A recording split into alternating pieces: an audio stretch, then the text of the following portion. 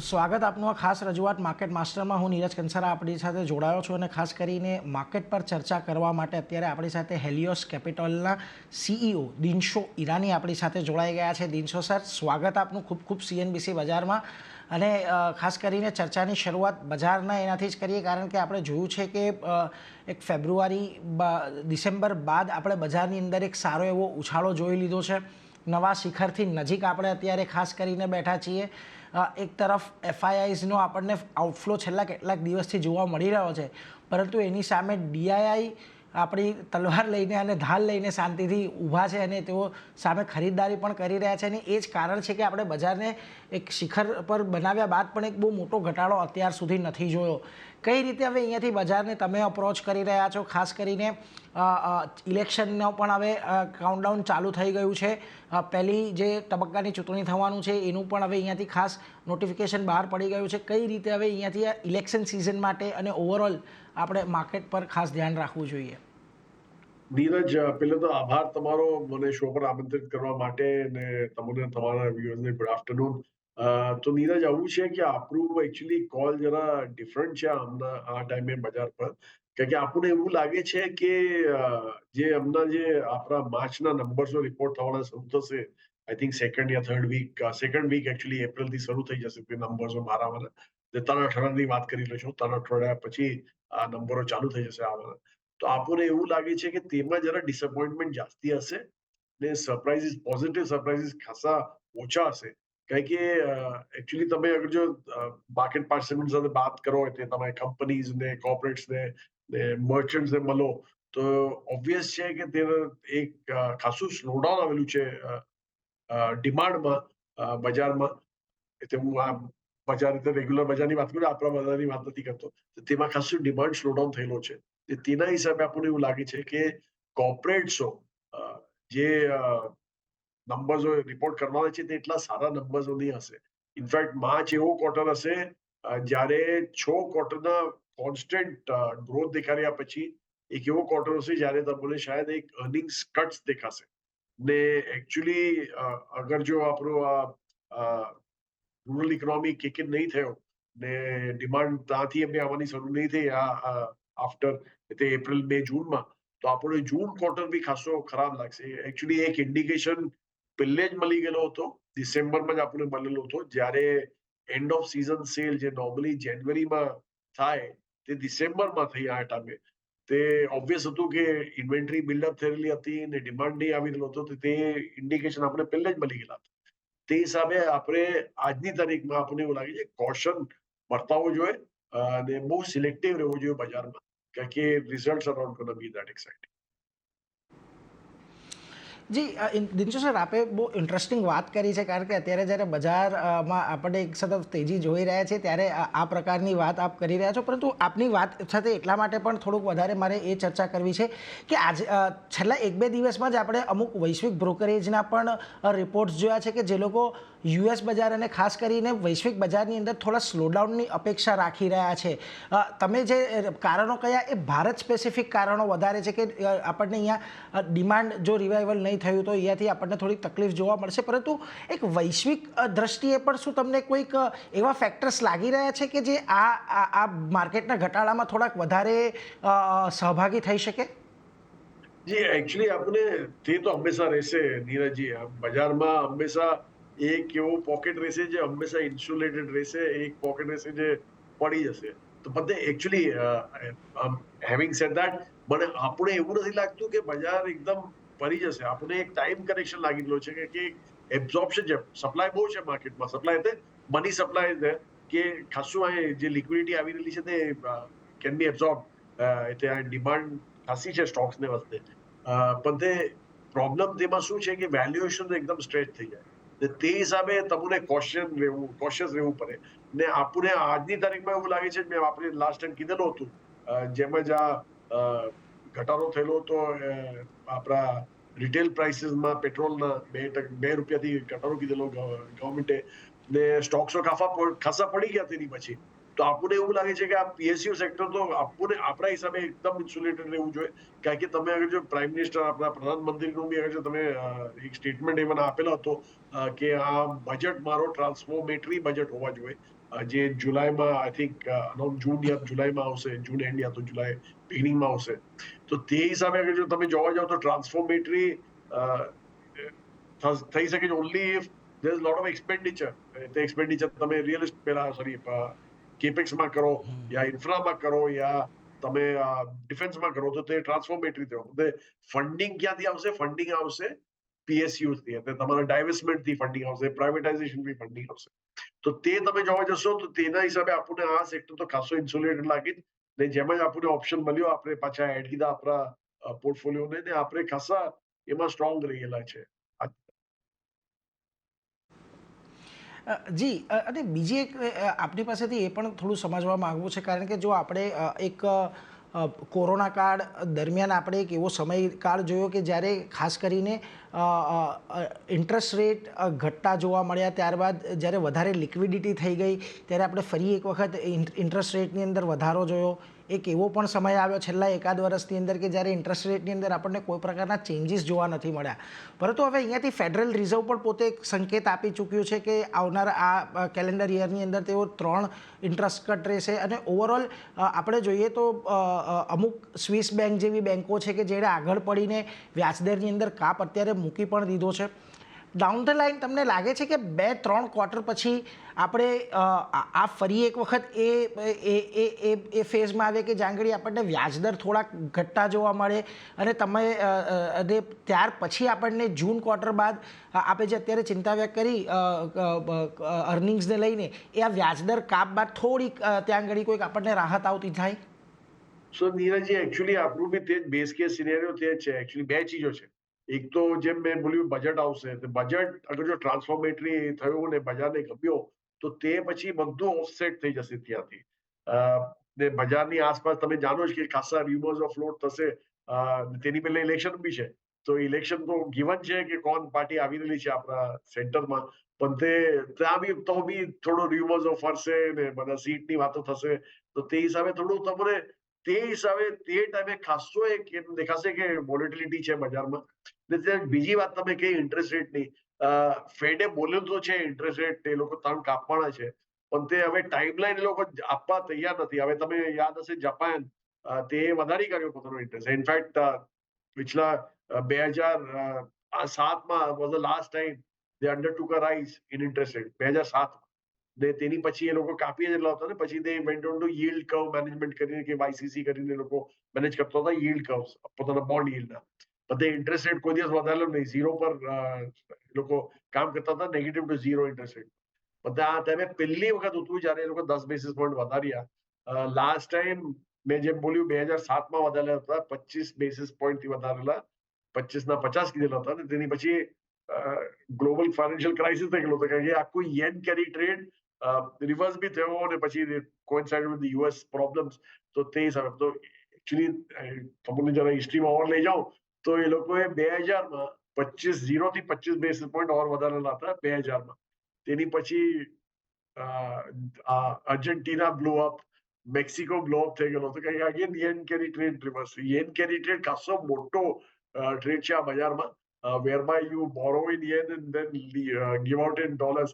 કારણ કે ત્યાં તમે નેગેટિવ કેરી છે તો ઓબ્વિયસલી તમને પૈસા બહુ સસ્તા મળે. તે ટ્રેડ રિવર્સ થયો તો there's a major issue. પણ તે આજની તારીખમાં આપણને તે દેખાતું નથી કે 10 બેસિસ પોઈન્ટ એટલો ફરક નહીં પડશે. પણ there are lots of ifs and buts. તેથી જ આપણને એવું લાગે છે કે આ ગિવન નથી કે ફેડ રેટ્સ કાપશે. એ લોકો કરશે પણ તે મને નહીં લાગતું, આપણને એવું નથી લાગતું કે જૂન જુલાઈમાં કરશે કારણ કે એ લોકોનું જે સર્વિસ ઇન્ફ્લેશન છે તે ખાસો હાઈ છે ત્યાં. ને service inflation is one thing કે manage only can be manage by way of recession coming in, યા તો સ્લો ડાઉન થાય ઇકોનોમીનો. તે હજી દેખાતું નથી ફેડને, તેથી મને લાગતું એટલા હરીમાં બી કાપશે એ લોકો. તેથી દેર લોટ્સ ઓફ ક્વેશ્ચન માર્ક્સ. આપણને તેથી જ લાગે છે 2-3 ક્વાર્ટર આપણા આ વર્ષમાં જરા પ્રોબ્લેમ રહેશે અને માર્કેટ ખાસો વોલેટાઇલ રહેશે. દિનશાજી આપણે અર્નિંગ્સની એક ખાસ વાત કરીએ ને એના પરથી મને ધ્યાન છે કે તમે આઈટી સેક્ટર પર જ્યારે Q3ની અંદર પણ અમુક જગ્યાએ આપણને રીરેટિંગ્સ જોયા હતા ત્યારે પણ તમે કહી રહ્યા હતા કે આઈટીની અંદર હજી આપણને એન્ટ્રી કરવાનો સમય નથી થયો. હવે અત્યારે આપણે થોડા દિવસ પહેલાં જ એક્સેન્ચરના પરિણામ આવતા જોયા કે જે આપણી આઈટી કંપનીઓ માટે એક દિશા નિર્દેશ કરતું હોય છે કે ક્વાર્ટર આવનારું કેવું રહેવાનું છે, અને ત્યાંથી પણ જો આપણને કોઈ બહુ સારા સંકેતો નથી મળી રહ્યા. હજી પણ તમે આઈટીથી થોડાક દૂર રહેવાની જ સલાહ આપી રહ્યા છો કે અત્યારે આ જો ક્વાર્ટર થોડું ખરાબ રહે અને કશેક અર્નિંગ્સ કટ આવે અને વેલ્યુએશન થોડા એટ્રેક્ટિવ થાય તો પછી એન્ટ્રી લેવાનું વિચારશો? નીરજજી એકચ્યુઅલી ઓલ ડિપેન્ડ થશે. મને નથી લાગતું કે જાસ્તી એક્સાઇટમેન્ટ આવશે આ રિઝલ્ટ પછી, કારણ કે આ તમે જેમ એક્સેન્ચરની વાત કીધી તમે, ત્યાં જે વર્ડ્સો યુઝ કરેલા હતા મેનેજમેન્ટે ઓન ધ કોલ, તે બી ખાસા દુઃખદાયી વર્ડો હતા. એટલે નોર્મલી મેનેજમેન્ટ આ નહીં બોલે કે આપણને સ્મોલ જે આપણા કોન્ટ્રાક્ટ છે તે તો હવે મળતા જ નથી, તે બધા ટેબલથી ઓફ થઈ ગયેલા છે. સ્મોલ કોન્ટ્રાક્ટ નોર્મલી આપણા ડિસ્ક્રિશનરી સ્પેન્ડ રહે જ્યાં માર્જિન હાઈ રહે, તો તે કે જે ઝીરો થઈ ગયેલા છે હવે. ને બીજું કે બીજા બી કોન્ટ્રાક્ટ જે છે which are on the table, ત્યાં બહુ ટાઈમ લાગી રહ્યો છે ક્લોઝ કરવામાં. હવે આ બધું એમ નોર્મલી એ લોકો એમ બોલે નહીં, અગર જો પેન નહીં હોય તો જ બોલે આ મેનેજમેન્ટ આ બધું. તો ઓલરેડી એ લોકોએ ઇન્ડિકેટ કીધેલો છે કે આ સેક્ટરમાં ખાસો પેન છે.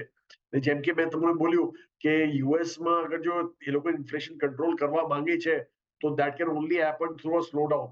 તો અગર જો તે થયો તો ઓબ્વિયસલી તમે ડિસ્ક્રિશનરી સ્પેન્ડ તો પછી બેક સીટ જ લેશે. તેથી આપણને લાગે છે કે કમેન્ટ્રી બી આપણને એટલી સારી નથી લાગતી આપણા આઈટી સેક્ટરની, રિઝલ્ટ બી ખાસા ડિસઅપોઇન્ટિંગ આવશે. તો better to stay away right now. એટલે જો અત્યારે તો ખાસ આઈટીથી દૂર રહેવાની સલાહ જ બનતી દેખાઈ રહી છે કન્ટિન્યુ. અને મને ધ્યાન છે કે લગભગ છેલ્લા 2-3 ક્વાર્ટરથી દિનશોજી એક આ જ વાત આપણને આઈટી સેક્ટરનો જ્યારે પણ સવાલ આવ્યો છે ત્યારે તેમણે આ જ વાત આપણને કરી છે.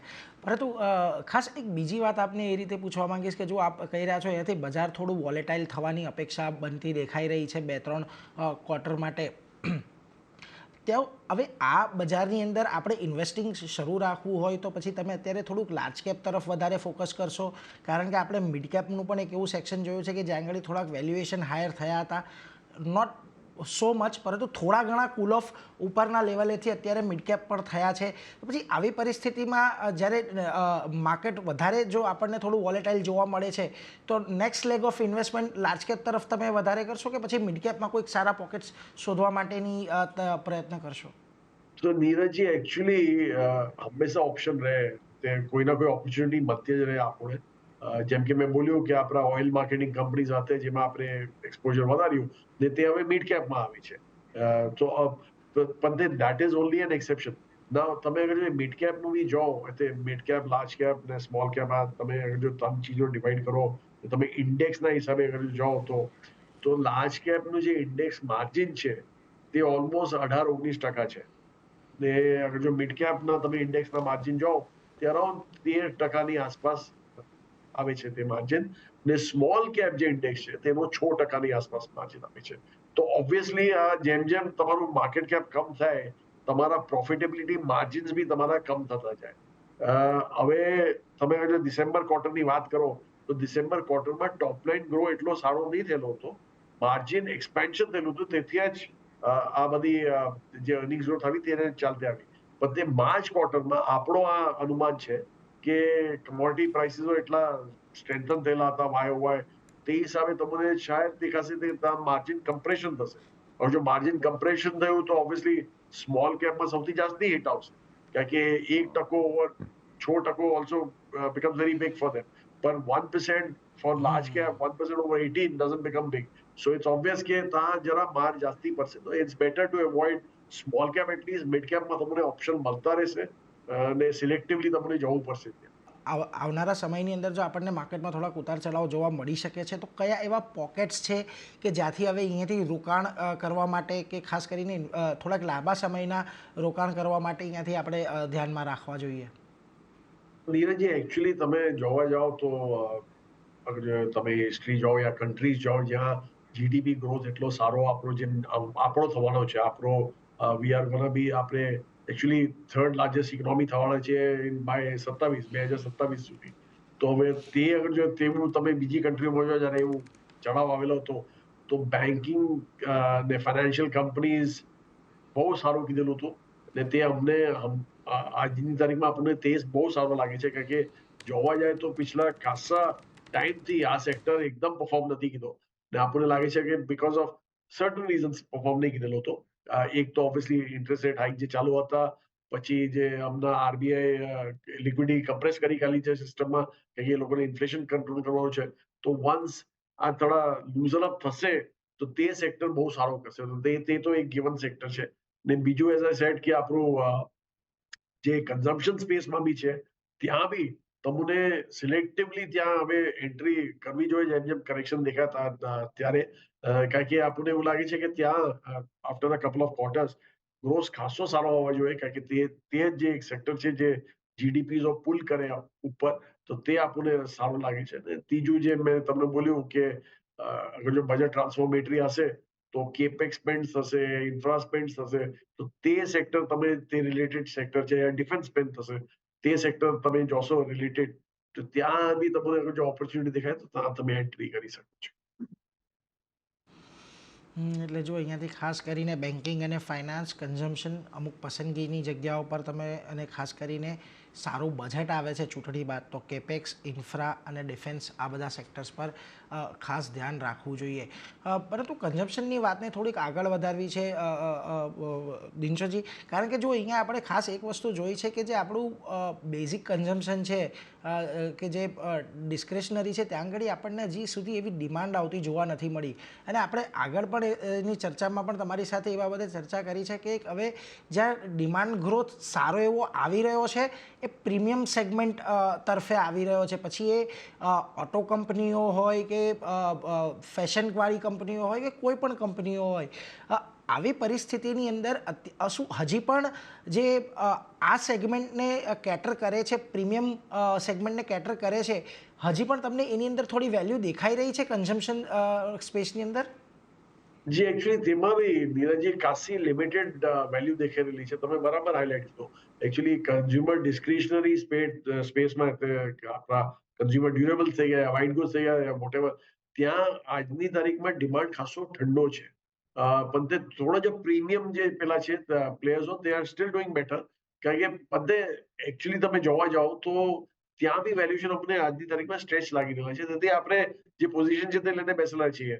થોડી બધી હલકી બી કીધેલી છે આપણે પોઝિશન ક્યાં કે આપણને ત્યાં એકદમ વેલ્યુ નહીં દેખાઈ લીધી આફ્ટર ધ રન અપ તો આપણે સોચ્યું કે તે બેટર છે. પણ તે જેમ ટુરિઝમ થઈ ગયું ત્યાં યા તો હોટેલ ને ટુરિઝમ એકચ્યુઅલી એક સેક્ટર બે સાથે તમે જોડાશો તો તે આપણને લાગે છે કે બહુ સારું લાગી છે આગળ ચાલતે.